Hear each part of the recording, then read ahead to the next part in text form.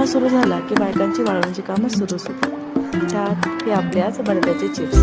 त्यासाठी लागणारं साहित्य: सुरुवातीला बटाटे घेतले, त्याची जेवढी काही साल आहे ती काढून घेतली आणि त्याचे बारीक बारीक असे काप करून घेतले.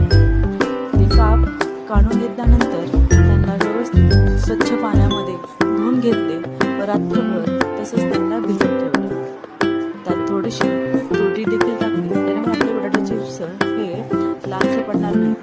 दुसऱ्या दिवशी पाणी उकळायला ठेवलं व त्यात लागेल थोडे मीठ टाकले व त्यात आपले बटाट्याचे चिप्स हे उकळून घेतले. मग आला यातील सगळ्यात अवघडीचा पार्ट येतो, तो म्हणजे हे चिप्स आपल्याला वाळत घालावे लागतात. एक एक आपल्याला ठेवावे लागतात आणि जेणेकरून हे चिप्स एकमेकाला चिटकणार